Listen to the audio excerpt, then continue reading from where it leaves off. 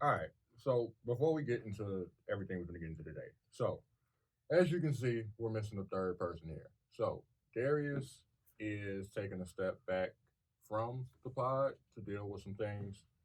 Um, it's not no beef and nothing tight. Because I know I'm not. Listen, I know how the internet works. It's not no beef and thing like that. He just got some things that he wants to take care of and put that as a priority. And we here, Ken and myself, we support that. Absolutely. You know what I mean? All three of us have keys to this thing. Okay. His key has not been revoked. It ain't been taken back. Whenever he decides he's ready to come back, welcome with open arms. Mm-hmm. 100%. And until then, he's still our dog. so, Exactly. For sure. so it's all solid. With that being said, you have something else to add? No. That being said, we're starting to Yeah. parlay into the conversation. Yeah. I just want to set the scene. Okay. I got a text from you. What was that? Was that last week? It felt so long ago now. Yes. But I got a text from you last Thursday around like 1 p.m., 2 p.m. ish, informing me that Champagne Poppy was back. Yes. Live and full effect that at 11 o'clock, 12 o'clock Eastern Standard Time, 11 o'clock Central Standard Time, we will be receiving a new Champagne Poppy album. Full album, not an EP. Not an EP. Not a mixtape. Not a mixtape. Not a playlist. No, not a playlist either. An album. An album. And it was titled, Honestly, Never Mind. Yes. Now, with a title like that, I was ready for toxic energy to take into the summer. I was ecstatic. I was alive. Called everybody I knew to let them know that Champagne Poppy was back for more. Yep. 11 o'clock came. About 11:45 rolled over, and you called me back. Now you sent me a text, and then I didn't answer. You sent me a text, and I said, "Just give me a minute. I'm almost done." So about 12:15, 12:30 is when I finally gave you that call back. Yeah. Now tell the folks how that conversation, the extent of how that conversation went. So I obviously had I got thoughts on it, but like I told you I didn't like it. Yeah, fair enough. I flat out told you I didn't like That's it. That's what you said. And you said I don't necessarily rock 100% with it either, but there's some couple of joints on there that I like. You know what I mean? And after maybe a couple of listens, maybe it'll grow on you. Maybe grow on me, whatever. It won't be so bad. Let me ask you this: would it be fair to say that you were maybe dramatic? Maybe there's a dramatic way of putting it. Would you consider yourself devastated? Yes. Because the pain in your voice in that phone call. I was on the phone. Perry was in the room too. I did on speakerphone, and he was like, "Fred is down bad." I am. He was down bad. Yeah. I was. And do I want to start this? I mean, because there's a lot to get to with this. For sure. Let's just cap how you felt that night, and then we can build from there. Okay. Let's start from that night. So I'm just minding my business, and I just so happen to be scrolling down Twitter, and one of the guys that I follow, he's like a music person. He works at Apple, Apple Music. So he's in tune with things that's coming and whatnot. Ear to the streets. Right. He's tuned to the streets. And then he sat up there and said, he tweeted, he was like, yo, like Drake is coming tonight. It's a surprise album. Ooh. And I'm looking like, wait, a surprise album? Then I go, because I like to do my fact checking. I don't like to just take everybody's word of mouth as is. Even if you are a trusted source, I just want to know for my own sake, you know? So I go to Champagne Poppy, a.k.a. Drake's, a.k.a. Young Lion. Oh, you going back? I'm going back. You going back for that? Going to his page and indeed, honestly, never mind, and dropping tonight. And I'm like, okay, word. So I know how we all like music here up here at RTV. So I was like, yo, listen, it's an album dropping. It's a whole 3, 4, 5 days until we record. Plenty of time for you to listen and have an opinion when we meet next. Right? And then 11 o'clock roll around, maybe 11:05, because it didn't really pop on my Apple Music till like around 11:05. Yeah, it was a little glitchy because it was Champagne Poppy, man. Everybody was ready. Yeah. So I played the first track, and I don't think the first track was really Nothing, right? It was No. kind of like a blank slate type of track or whatnot. Yeah, and then like it blended into the second track pretty smoothly too. So Yeah, so I was like, okay, I don't normally, Drake has good intros. You know what I mean? I'm like, all right, okay, whatever. yeah, he was looking for that Tuscan leather. Yeah, son, Looking for that I was looking for something like that. But free smoke. I'm like, you know what? All right, cool, whatever. And then it proceeds to go to the second track, and then everything just went downhill from there. So I was like, after listening to the first track, I'm like, so the beat never picked up, switched up. This ain't sicko mode. Okay. No. Got you. Go to the third track. More of the same. Fourth track. More of the same. And I was at that point, it was just like, oh. This is not the album you were looking for. This is not the album. See, because I want you all to understand where I was coming at this album from the mind, the perspective, or whatnot. His last album, CLB, Certified Lover Boy, did not hit for me, right? For me, it's Drake's worst album until I heard this one. But we're going to get to that. We'll get to that. We're going to get to that. But coming into this, so my expectations were low because I didn't love Scorpion, right? And like I just told you, I didn't like Certified Lover Boy. What was the one before Scorpion? Was it Views? Yep. Okay, Views was cool. All right, it grew on me, right? So it wasn't bad, but it grew on me, right? So I can still listen to that. I think More Life might have come between Views and. See, I felt like it was something in between. Yeah, I think More Life came between. More Life, whatever. Like that's fine, that's cool. But I'm telling you, I came in here with low expectations because if it was anything subpar, it's like, all right, I wasn't expecting much anyway because CLB really didn't hit for me. Cool, whatever. It is what it is. Mans came out of left field with a dance album, not a rap album, not a hip hop album, not an R&B album. I think you lied to the folks a little bit. You was hoping for redemption on this one. I was. Like you didn't mention that part. Like you didn't have say these low expectations, but you was like, he's gonna redeem himself to me. So yeah. So like I had the feeling like it was gonna be some redemption. It's gonna be like, yo, he didn't heard what the streets was talking about. They said like, right. Yo, he even had a track. I forgot what song it was. Where he was like, "Oh, I needed that." Y'all told me y'all fell off. Oh, I needed that. I forgot what song That's it was. Headlines. There we go. Headlines. Years ago. Take Care. Whatever. Yeah. And that was kind of crazy considering that he said that on Take Care, but his previous album was his first album, and I was like, it really wasn't that bad. So I don't understand why people saying. But it wasn't So Far Gone mixtape. It wasn't. It wasn't, and that's why. So Far Gone mixtape was a game changer, and then Thank Me Later was cool. But it was just like, hey, bro, you got to put out an album so we can send you around the country and get some money. Fair enough. That's the thing me later felt like. Fair. However, I will then say, because I'm a big Drake fan, it ages well. Like them tracks aged well. It did. It as a cohesive project, it wasn't the best, but them tracks all separately, those are pretty fire. Exactly. You know what I'm saying? And so like me coming into this album, I had expectations, but they were low. But I was looking for some redemption. And I was highly disappointed when it was not what I was expecting. And it's crazy, man, because there's like a lot of thoughts, like, because I've lived with it since we last talked. Yeah. Right? I still don't like it. And I was hoping there's this climactic moment for you, but apparently you're still where you were. No, I still don't like it. And it's house music, dance, whatever you want to call it. It's a genre that I really don't necessarily like to begin with. Yeah.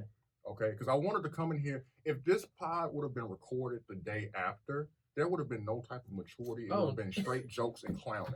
I was prepared to come in here and just spend an hour. I had murder on my mind. I'm telling you, I plan on it. But see, looking at it is like, it's just like when Drake try to do some reggaeton, you know what I mean? And then trap Drake and like stuff like that, like branching out. Right. Which is what he's doing with this. And that's cool. I'm not saying that he can't branch out and do new things to conquer more markets. Good for him. I'm not mad at him. Get the money, get your bag, whatever. The issue that I have that I found out was the root of the issue is that I felt like I was tricked Mm.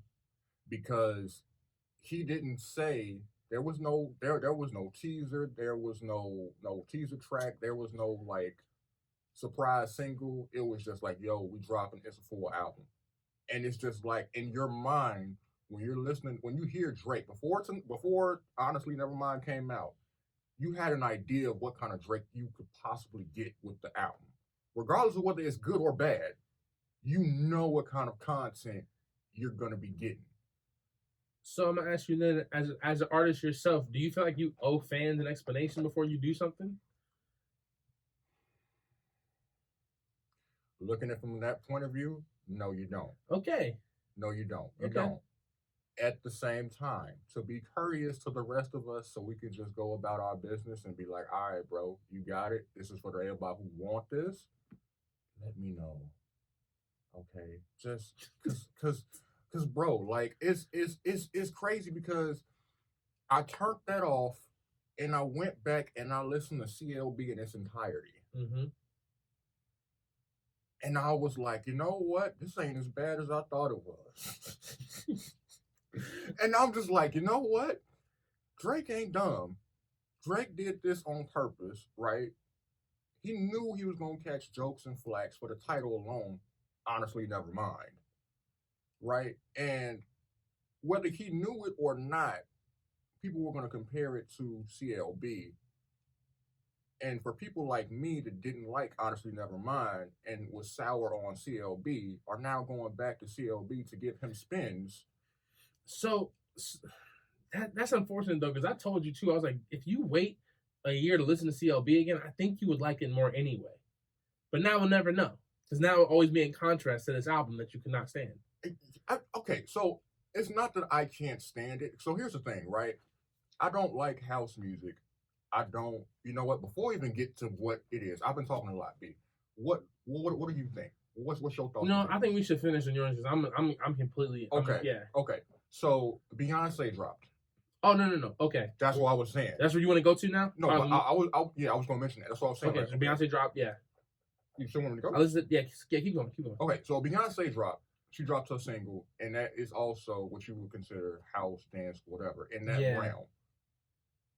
And even though I don't like the genre, it's a bop.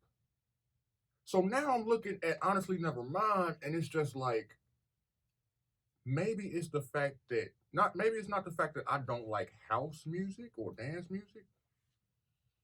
Maybe you just didn't make a good dance/house music album. Maybe that's it. Because I just heard somebody that dropped a week after you, single wise, not even a week. Whatever, within a week, single wise. And that one song that Beyonce has, to me, sounds better than any song on his album. Okay. And I was just sitting there and I was thinking about, like, man, this is crazy. And I'm not saying it just because it's Beyonce. Beyonce's Beyonce, I get it. But it's just something about how the song was constructed and everything else. Like, it sounded, it was better to me. You know what I mean? It's like you got all these restaurants, you got all these burger chains and everything. You got a White Castle, you got a Culver, Steak and Shake. You know what I'm saying? You got a McDonald's and stuff. And then you have like some high-end, top-tier quality stuff that you don't get that often. You know what I mean? And for me, I'm sitting there, I'm just looking at it, just like, yo, this is different. So the album, Drake album, is disappointing on a multitude of fronts for me. But what it all boils down to is the fact that for my ears, for my experience with house music, and I have not had a lot of experience because I don't listen to it, it's not a good house/dance album. It's just not. You know what I'm saying? And then he randomly threw like an actual track on there that we would have liked for the rest of the album to sound like with 21 Savage. And I'm like, you did all of this on purpose. Like, none of this was done. You just said, well, I'm going to just make this. I'm going to put it out and I hope they like it. No, like, he did it for a reason. And it's just, I don't know, bro. It's frustrating. Like I said, like, I had some time to sit and think about it and have a mature response to it. But I really, really, really want to be get jokes off on it. I really did, man. Proud of your maturation, man. Thank you. Thank you. I appreciate that. But yeah, bro, it's not that it's trash. It's just an album that does not sound good to me. There's a difference. Because I believe there are albums that are legitimately trash, and the people that are defending you are your hardcore fans. That's it. That's all. But this album, it's split, but it's not like it's split between everybody else and Drake's fan base. You know what I'm saying? Yeah. It's like a mix of people, and like some people like it, some people don't like it. Yeah. And so therefore, it's not trash. It's just not an album for me. And with that, I yield my time. All right. Yeah, here's what I'm gonna say. I'm gonna start off with this. Beyonce single, I gotta listen to it again because I didn't love it at first. I felt like, to what you said, she did it better than a better kind of version of what Drake did. That song, "Break My Soul," was good to me because of Big Freedia, not really because of Beyonce. When I first listened to it, so the sample, Big Freedia stuff on there, like that's it, because that was her big. Anytime I heard a Big Freedia track, the energy on it, the bounce, the bounce style, it's just so like, because even like Big Freedia was on the the joint with Drake, the Kiki, Do You Love Me? That was like she's in that. Or no. What's the other one? Is that one? And it's dang, the real big hit he had, Nice for What? Gotcha. Like it's like Big Freedia's energy on the track is just something different, and I respect it. Like it's just dope. I've heard a song in person she did for the Space Jam soundtrack, and was like, this is crazy. Like, and she's not saying much, but she's going in. Like, it's just dope. So I think that's why that track worked, and so I have to listen to it again and see if I actually like it. I just kind of felt like it was okay. The problem why Drake's album is so hard for people too is because Kendrick just dropped. Kendrick just dropped, and so yes, we were expecting something similar to CLB, but we were also kind of like in a different zone because Kendrick just dropped. And when Kendrick drops, that's when hip hop is at its finest. That's when rap is at its highest, and we're like, yes, you know what I mean? Like when any three of them drop, you know, the big three, Kendrick, Cole, and Drake drop, hip hop is alive at that time, right? Mm-hmm. And so Kendrick drops, and a month later Drake drops, and you just assume it's going to be a rap album. So when it doesn't come out, you're double disappointed because it's not Drake doing what he normally does, but it's also Kendrick just came out with something. What are you doing? Fair. Like you're supposed to be spitting now because it's spitter season because Kendrick just dropped. That's the crazy thing about the Kendrick effect is because that's what I feel like that's what Control did. That's what Good Kid, Mad City did, and then following that up with Control did. Made it like when Kendrick drops, spitters come out. Like you got everybody get your stuff ready. Kendrick's out. So I think that was part of the disappointment. I never thought about that, but you're right. And here's what I'm gonna say about the album. I like it. Okay. It could have been so much better though. I kind of like house music. This felt really weird to me because it felt like Drake and 40 just sat in a room together and were like, let's make a house album. And all I'm thinking is, Drake, you're worth millions and millions of dollars. You didn't even think you should call like other homies who like actually do this house stuff, like for real, and do that? Because the reality of it is when I listen to all the songs, they're written well because Drake knows how to write us a good song. In fact, I would even venture to say like the most of the house music that I've listened to his songs have more sustenance to them. But I'm sitting there like melodically, like you could have popped off. You could have got different people to help you come through and do this thing a little bit like at a higher level because he has the fan base to where the shows would have been crazy for that if he actually like, you know, rode the right wave on it. But like, it just didn't feel like. I just truly feel like he could have put a little more effort into it, and it would have been like really, really good. But it's just a solid album to me. And so, to me, the first three tracks I listened to, I got the tracks list up right now. The first, like, 2 tracks, what's going on? Text Go Green is when I was like, okay, that's number 3. Then 4 Currents was cool. Keeper was cool. And then we get into Calling My Name and Sticky. Sticky is a bop. And then Massive comes after that. And every song after that, I kind of felt like had a vibe to it that I like. Downhill, like that too. And then of course Jimmy Cooks goes crazy. Like that's just a solid like Drake track that we like look for and we're happy to hear. But I thought this was a solid album, and I'm looking forward to hearing it in public spaces because I feel like it's more of an album you enjoy with other people, not just on your headphones by yourself. But my only issue was that it was an album that like should have been produced by somebody who really does house music like that, and 40 should have helped with it, but it just felt like it was 40 and Drake said, "Let's try this out, just us, and see what happens." And I'm like, man, this could have been a super solid album. Or he could have had somebody else write some stuff for a different kind of, I don't know. There was not a single song on that felt like a single. Yeah. It's like except for like Sticky, but not really. Like even Sticky was just one of those cool cuts from the album. It didn't really feel like a single. So maybe Massive had a little bit of a single vibe to it a little bit, but that was my only problem with the album. I felt like it was just that like it was an album that was cool that felt like with the resources that he has could have been done a lot better. So, got you. With this album, where does he go from here? Wherever he wants to do. Well, I mean, with that, I'm not saying like what artistic direction he goes with. I'm not asking that. I'm saying like with this album, like, is it something that you actually put money behind and you go on tour with it, or is this something that you just maybe do a couple of videos for, and then after that you just let it breathe until it whatever. I think you do 2 or 3 songs from this album when you go on tour, but you focus on the rest of your catalog. One of the things we gotta embrace is the fact that like it feels like it hasn't been a long time, but Drake's been in this game for like nearly like 15 years, nearly 15 years now at this point, right? This man has a Hall of Fame career already, and he's 30, 35, 36 maybe tops, maybe younger. I don't know, but like this man still got time to do a second Hall of Fame career. True enough. So I'm excited to see what he does next because I'm sitting there like, okay, when you've done all that you've done, you've received all the accolades and everything like that. Now it's just you competing with yourself. What do you want to do? Now he gets to decide. I'm gonna touch on that. Put a pin in that. Okay.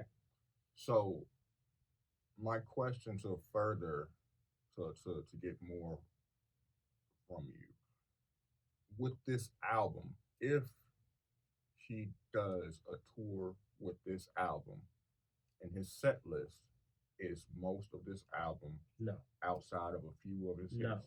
No. And I'll tell you why too. It's not just because the tracks the crowds at those shows are not gonna be fun. Yo, I didn't even think about that. Like that's gonna be a different kind of crowd, bro. You would have to have it. I'll tell you what, I go see it if it was in Europe. Like if he goes to Glasgow and there's a show like that with the house music, I go to that. They live out there. I like that. I ain't never been, so I'll take your word for it. Me neither, but I just have a feeling that it would be really good.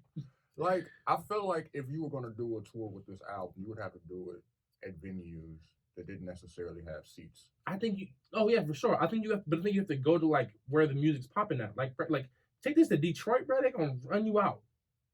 Nobody in Detroit wants that. But take that to Glasgow. Take that to take that to England. Take it to where like house music is like cool. And I think people can enjoy it for what it is. But like nobody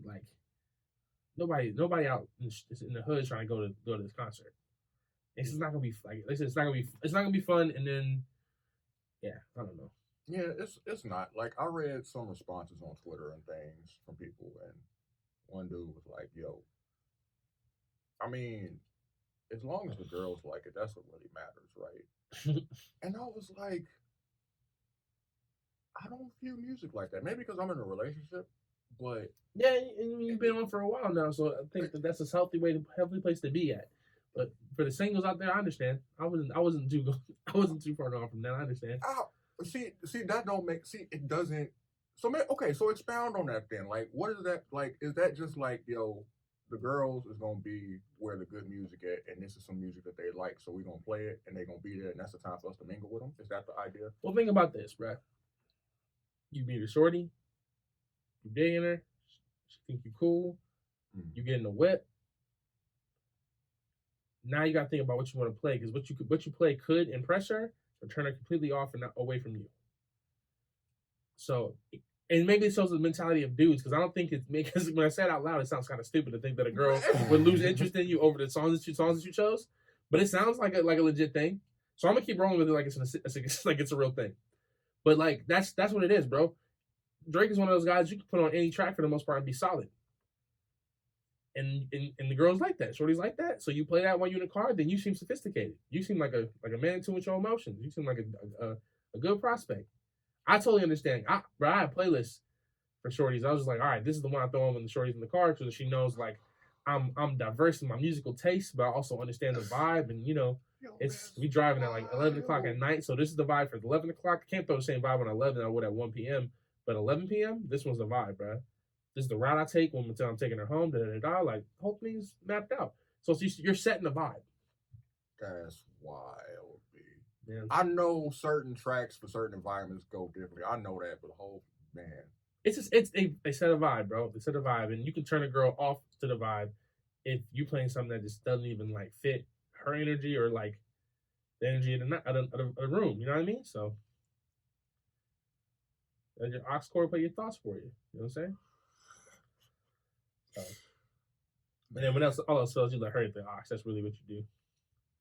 If you're not confident in your game, you just let her take the aux, and she'll be solid. But your aux can do some talking for you that you can't do, bro. I've had situations, bro, where the aux cord was saying things that she wasn't, but I understood the vibes.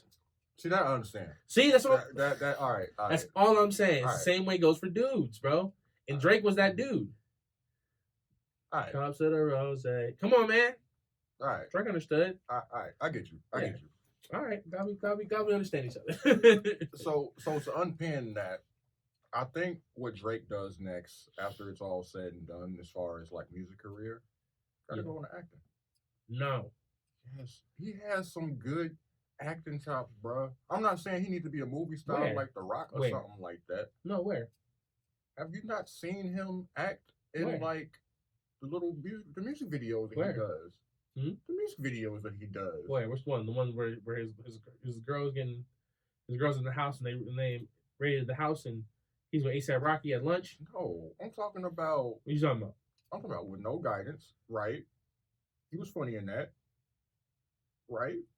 Sure. And then the one that he did where it was him and like the dancing guy that was big for a little bit, Shiggy or whatnot.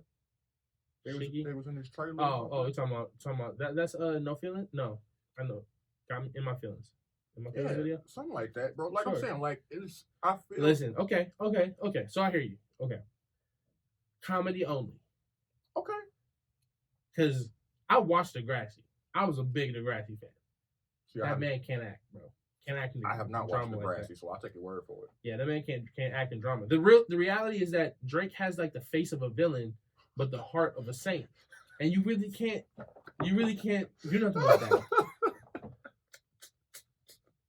He has the face of a villain. That sounds like Pusha T, bro. Nah, Pusha T got the face of a demon. That's different. No. Here's what I said. Like Drake, because think about Drake before the beard and then Drake after the beard. Like this, the bearded Drake is a darker version of himself. Like, you know what I'm saying? Like, so that makes sense. I don't see bearded Drake as the protagonist.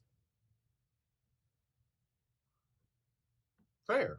And maybe he's not the antagonist either, but I don't see him as a lead or of any kind of sort. Like he would have to be like, and then also he has the Canadian accent now, which he didn't have when he first came out. Remember how he says that stuff different now? You always have that. I love it, but that's not going to work for mainstream. I don't know, B. I feel like at this point, with all the money that he has, he can buy the best acting coach, bro. Sure, but here's the reality too. Actors have to suspend reality, right? Right. I can give you an example. I went to go see Lion King live action. Okay. Mm-hmm. I thought it was a good movie until Nala showed up. Because I watched that movie and was like, oh, this is cool, man. Simba's doing his thing.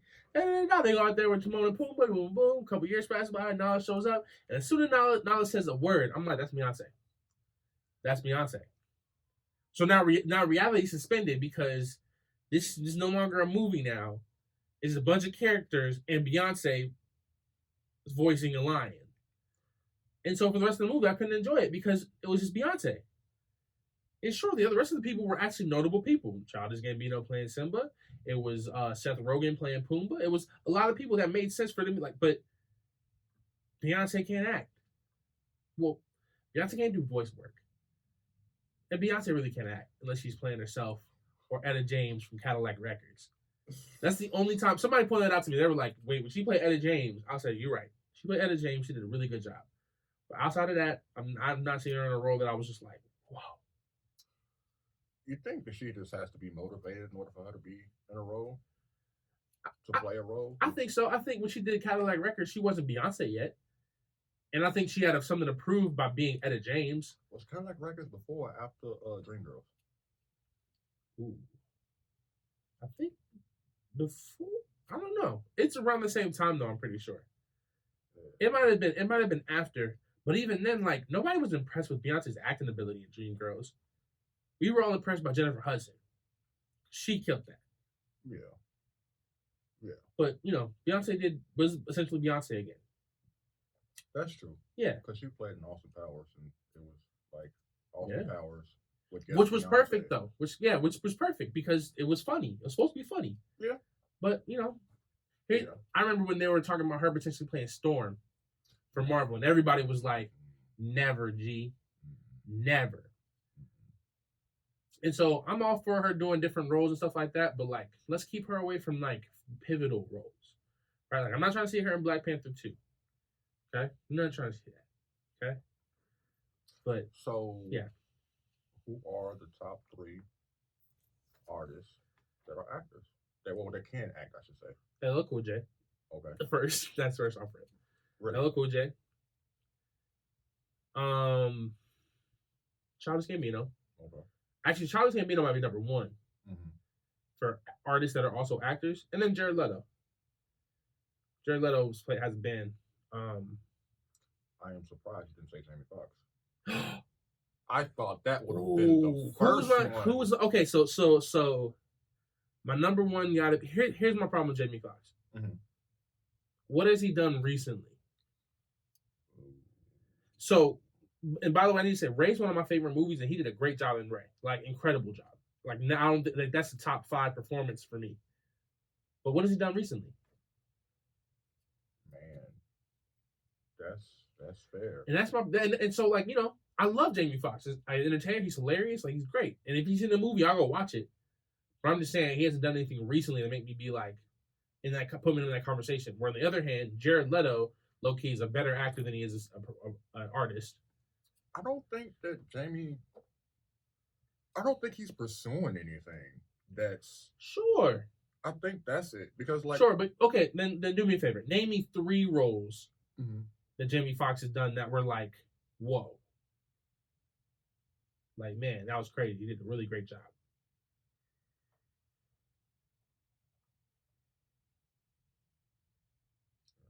Yeah, The Silence of the Night is kind of letting me know exactly what I was thinking. And it's not to say he can't. It just hasn't happened recently, bro. Like, right. You know what I mean? Like, he's done stuff in the past, but just recently, it's not it. So yeah, so I'm sticking with Childish Gambino. You gonna put Will Smith in there? Yeah, actually, I'm about to say that because I realized too that also Childish Gambino has done some good stuff, but I like him more as a writer than as an actor. He's just really good at writing things for shows, for his TV show, which his TV show is incredible. But like that's the thing. So if he wrote on Community, then he did a double job because that character. It's insane. It was hilarious. Yeah. So yeah, Will Smith, LL Cool J, and Jared Leto, I guess, on my list. Yeah. I don't like. I'm trying to think about who else. I mean, I guess Luda would be in that, but I think. But Luda, Top? No, not Top. not Top. I'm just throwing names out there. I'm just throwing names out there because as far as I know, his catalog, it's Fast and the Furious. It's what's that?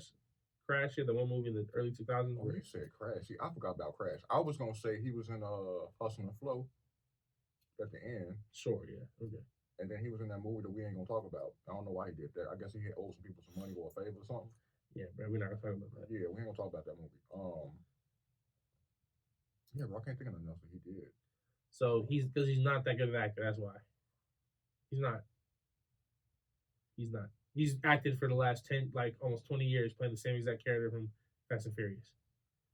Hey man, bag is a bag, bro. Hey, I don't blame him. I don't blame him. I don't blame him. But your initial question was who are the best actors turned rap like artists turned actors. True. And I can't put him on that cat. Yo, that bag gotta be nice, bro. It's gotta be. That man has barely put out music since he started. Why would he?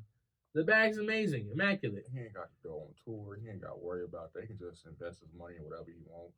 Like he helped his daughter set up her own business, bro. But also, like, I've also kind of always seen Ludacris as like an entertainer. Like he rapped, but he wasn't a rapper. Like I never felt like even if you go out to his old music, he was ever trying to be the best rapper ever. He was just trying to let you know that he got girls and he got money, but it was never about him being better than everybody else. I could feel that. Yeah, I could feel that. Man, that list is not long. Actors and music artists. Yeah. Let me see if I can find someone. I mean, even if it is long, like there's levels, bro. Like clear, distinct levels. You know what I'm saying? Like with just rapping, yeah, there's people at like different tiers, but then you got some people that can be like, all right, well, I can see them in this tier, but I can also see them in this tier. When it comes to that acting thing, bro, like it's solidified. It's like, nah, bro, you're here. You're not there. You're not sitting at the table with Denzel. You know what I'm saying? Like right. you are here. Okay, you're gonna be that one guy that's in all of these movies that everybody recognizes by face, but they will never know your name. Like one of them types of things, bro. Hey, so technically, Mark Wahlberg was a music artist before he was an actor. I don't even want to know. Good Vibrations. Get them good vibrations. You get the sweet sensation. You ever know about that? That's him? Yeah, that's him. Marky Mark from the Funky Bunch. Wow. Ooh, okay. Tupac's on this list. And just off the strength of his performance in Juice, he'd be a solid number 4 on my list, I feel like. Jeez. That man could act. I like what he did. No, definitely. Tupac could act. Yeah.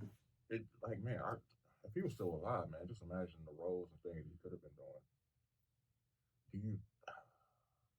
Do you think he would have did the same thing? He would have transitioned from rapping just to acting? Yeah.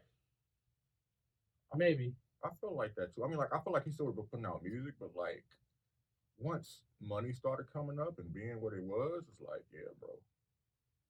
Especially now. Like, if I was an artist now, unless I'm passionate about rapping and making music, if I was able to get like a TV gig and it was paying bills, paying more than just bills, I don't think I'd be making music like that. Like, why would I? Like, I don't have to worry about a studio telling me when I got to put out music. I don't have to worry about streams. It takes like 5,000, 10,000 streams to equal $1 for one song. You know what I'm saying? Like, I ain't got to deal with that. I can just get my bag.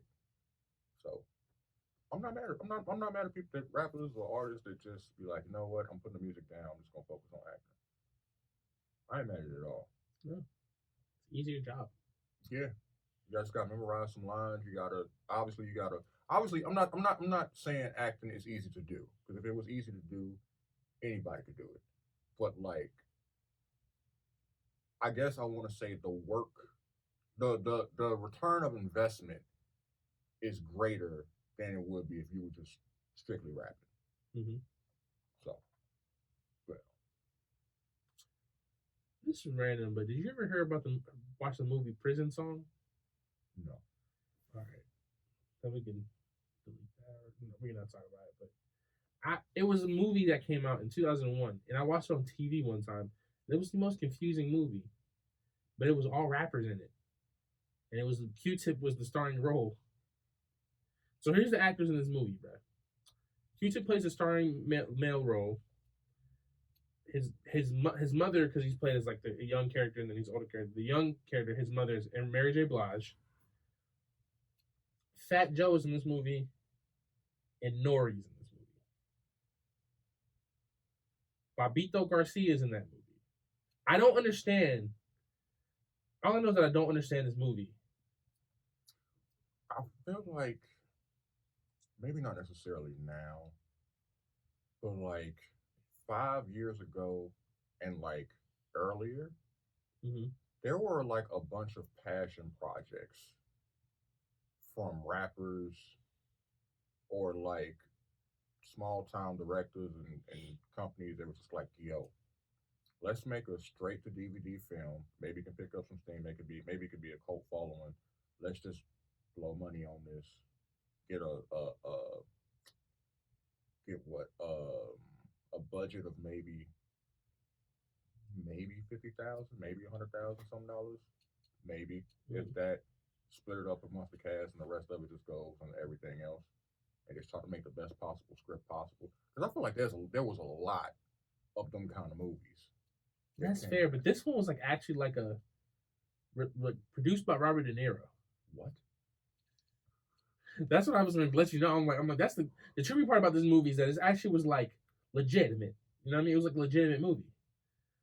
But I don't know how, because I'm sitting there like, when's the last time Q-Tip was starring in a movie? I'm like, that might have been the first and last time. Because I don't. But hey, I gotta see the movie again because it really would confuse me. A lot of weird scenes happen. I think I might have been like 11 and 12 when I first watched it, and I just don't know like. But I don't know why it's burned into my brain though. That's the real part that's crazy because it's like, if anybody seen Prison Song, hit us up because I'm just like I don't know, but there's just certain pieces of the movie that just stick in my brain. And I only watched like 30 minutes of it on TV, so it was broken up by commercials and stuff like that. I just don't know. That's a random movie. It was random, so that was it. Yeah, that's random. So, have you seen Have you seen Snoop Dogg's stand up presentation thing or whatnot on that? No, but it looks good. I mean, he has all good comedians on it. Was it funny? Yeah, it was funny. So my girl and I was talking about it. Not necessarily the performances of the comedians and everything, but mostly it's Snoop, right? Because Snoop does like a little bit of rapping. You know what I'm saying? And I was just thinking to myself, yo, I don't know whether it was something that he consciously did or it just worked out for him that way, but he has got, he chose the best way to rap his raps. Because now that he's older, if he goes on tour, if he does just a couple of shows here and there, he ain't got to do much work. Right. Everything is chill. Like, what he's saying ain't hard to comprehend or say. He ain't got to dance. He ain't got to come with no high energy. He can stand in one spot, smoke his weed, and then just go. Yeah. Like, it's simple. Yeah. Compared to everybody else that, you know, they might have to do some dances, some theatric stuff like that. Like, he ain't got to do none of that. That's a fact. And it's chill. And I'm just like, man, yo, that's genius. You know what's funny? Everybody talking about Snoop and everything he's touching and how great he's doing like that. And I think it's dope. People are going to, like, people forget that Snoop Dogg was Snoop Lion for a good life. Like, at least through 2 or 3, maybe 4 years, he was Snoop Lion. And then he had a gospel album.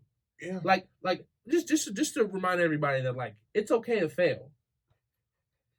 Because if you keep on grinding hard enough like that, people will forget about your failures. Because no one ever talks about that fact. But this man is on TV, has a commercial probably on every station ever. Yeah. You watch TV, and that's awesome. But man, like, people forget that this man was Snoop Lion. Came out with a gospel album, came out with a funk album.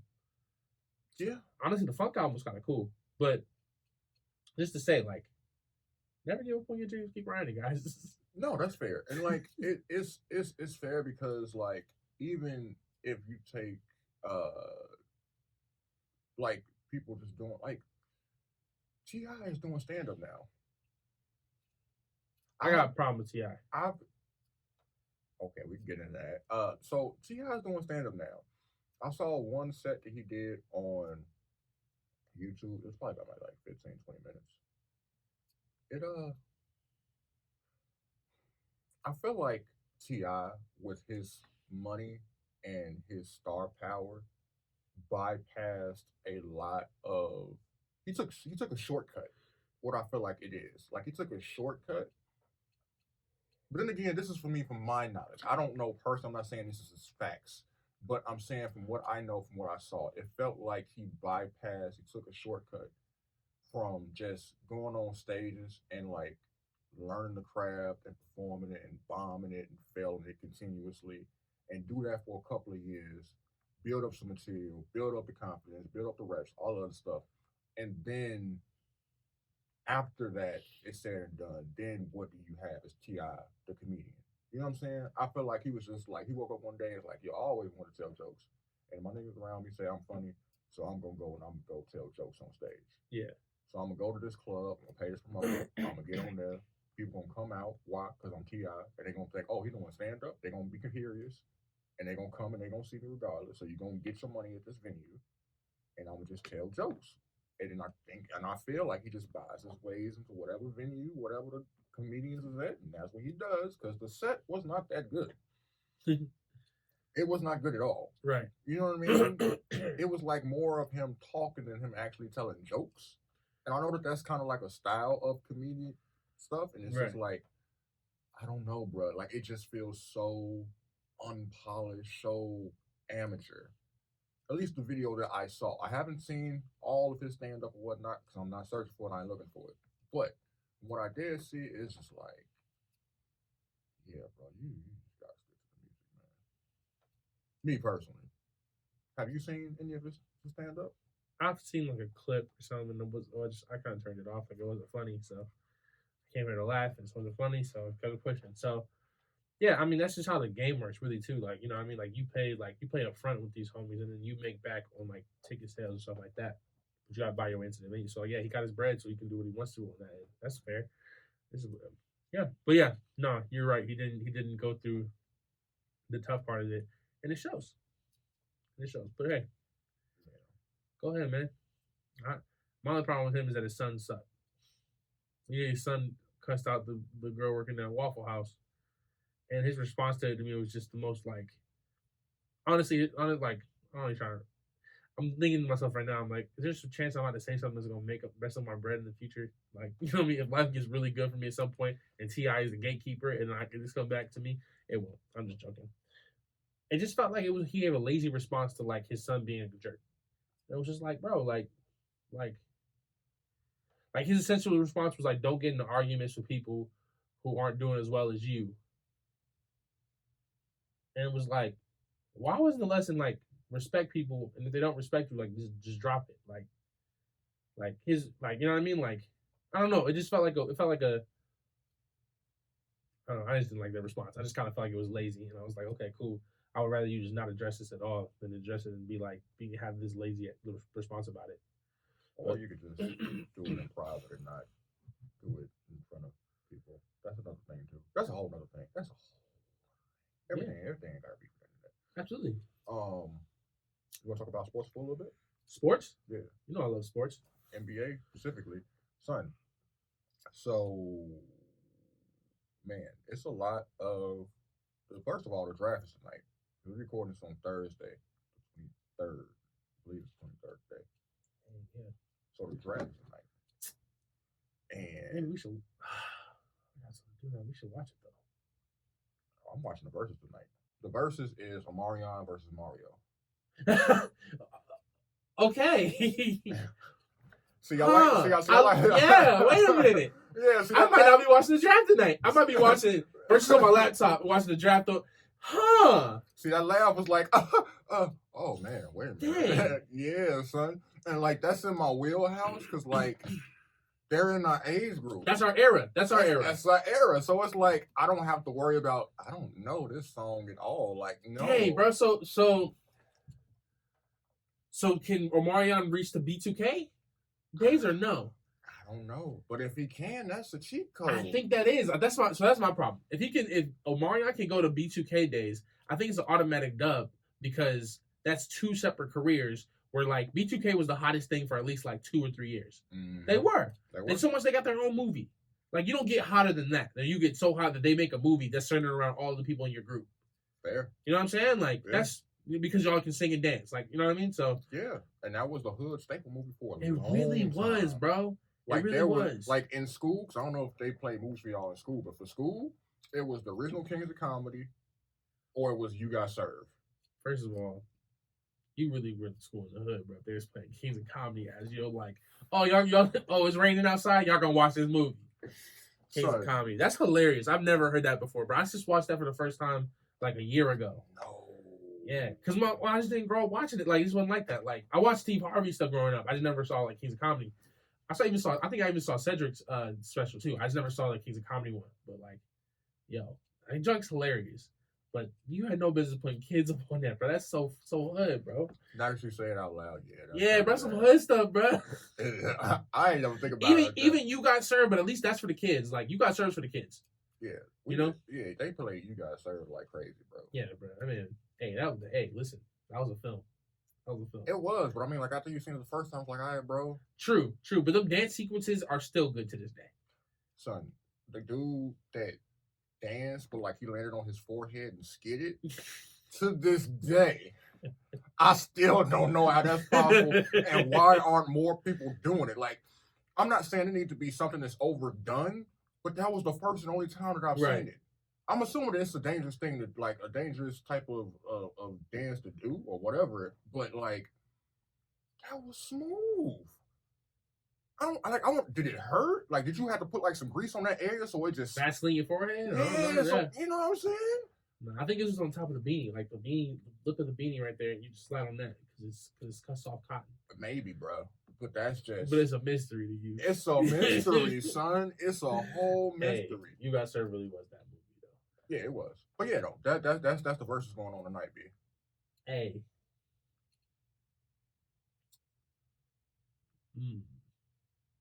Who you got winning? I don't know, B. Because like you said, like if Omarion is putting out B2K, he got that in the bag, bro. Right. I'm low key giving it to Omarion. Because only song I can remember of Omarion right now is like Hear Your Heart Crying Out for Me, Just a Friend. Let Me Love You. Let Me Love You, yeah. And I mean, like as far as like radio hit success, then yeah, that's right. That's 4. Omarion got Touch, Icebox, Entourage, whatever he did with Bow Wow. Yeah, Let Me Hold You Down. Technically, it's him and Bow Wow. They had a whole album. And that album had some slappers on it. Now, what I want if you told me to go back, what I wanted again, I'm cool. Like I'm cool. Like if they were like, we're gonna do it 20, like no, I'm good. But yeah, like Omarion, if he's bringing B2K into that or that Bow Wow album into it, which I felt like the Bow Wow album is fair because he was single, he was solo from B2K at that point, right? And that was stuff with them. Then Omarion got to take that one. I'm low key like. The more I think about though, with radio hits, I'm like, how long is this gonna last? Because verses normally be like 2 or 3 hours, right? I'm thinking that this is gonna be like it gotta go to 10. It can't go to 20. What, 10 songs each? Yeah, it can't go to 20. Why would it go to 20? What would it go to 20 for? That's what I'm saying. Yeah, it gotta be 10. It gotta be like because I'll tell you what, if we go past 10 to 20, then we're talking deep cuts, and I got a hard time thinking that Mario's gonna lose on deep cuts.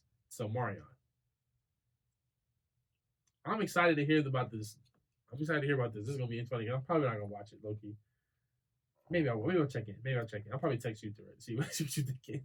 For sure. Ladies and gentlemen, you know what it is. Thank you for spending time with us. You know what I'm saying? This has been Reset the Vibe. As we proceed to give you what you need. You dig it.